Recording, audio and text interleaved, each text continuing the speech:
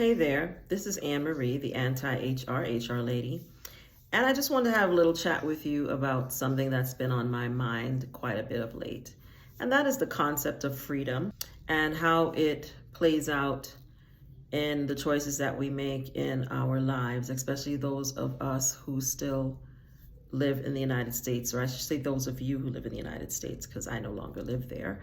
But most of my clients that I work with are people who live in the United States.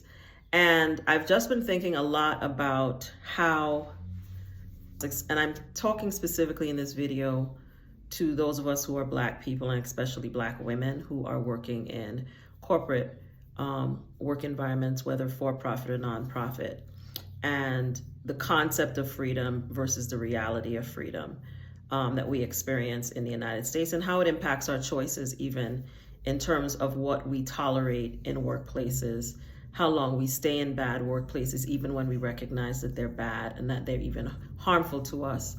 I talk to a lot of people every day, all day sometimes, about the discriminatory hostile work environments and the discrimination that they're often being subjected to at work.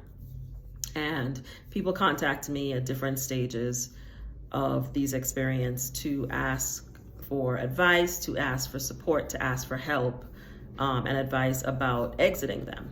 And most of my clients come to me because they recognize that they are in a workplace where they're experiencing discrimination and they want to take action. Sometimes they want to leave. I would say 80% of the people that come to me have decided they want to leave, but they want to leave on their own terms, and they want their employer to pay them to leave if in fact they realize that they can prove the discrimination. And what I do is I help them do that. But what I face a lot of times in these conversations are, first, I will speak to someone, and often they will come to me because they know that something is wrong in their workplace. They know that how they're being treated at work is not right, but a lot of times they don't recognize it as discrimination. People are often finding it easier, and when I say people, I'm talking about us as Black people, and this may apply to some communities of color, but I think it is very specific to Black Americans in the United States working in these environments, that we experience really problematic behavior at work, and we recognize it as being hostile. We often recognize it as being toxic. A lot of people come to me because they believe their work environment is toxic. But a lot of people struggle with admitting and recognizing that what they're experiencing is specifically because they're Black and or female, right? It's easy for them to see the hostility. It's easy for them to see the toxicity, but they have a really hard time squaring the idea that it's happening to them because they are Black or because they're Black and female. I find a lot of the Black women that come to me struggle to say, I'm being discriminated against at work.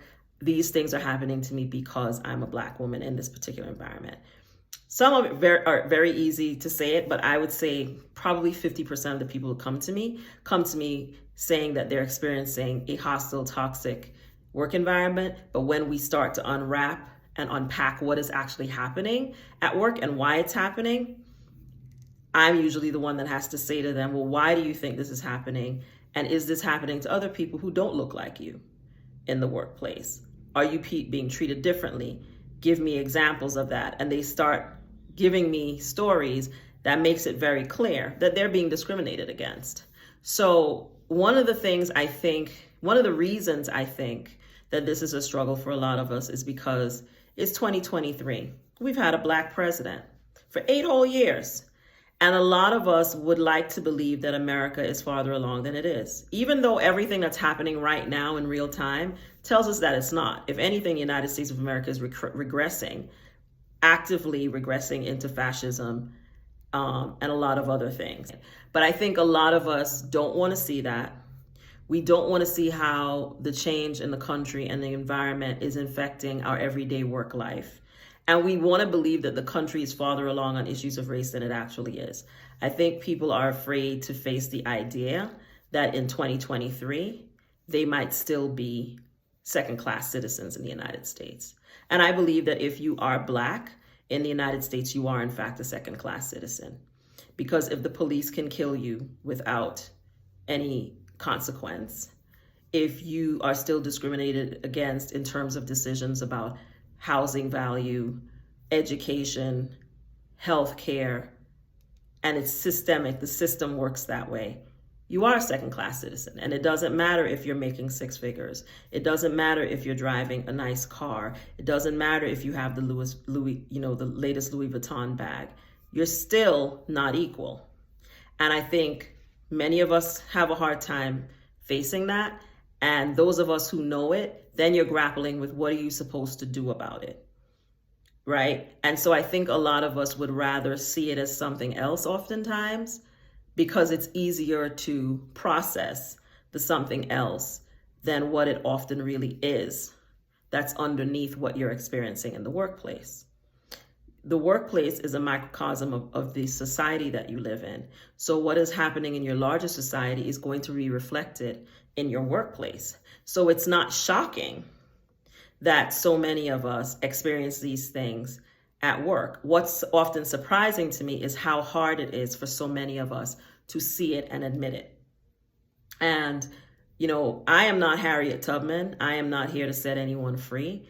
The work that I do is to help people to free themselves, right? To support them when they've made the decision that they want to leave, and to make sure that they don't leave empty-handed if in fact their employer should be paying them to leave because they've engaged in illegal discrimination in the workplace. But I find it's really hard for some people to actually get to that point because they don't want to see what is happening to them for what it is.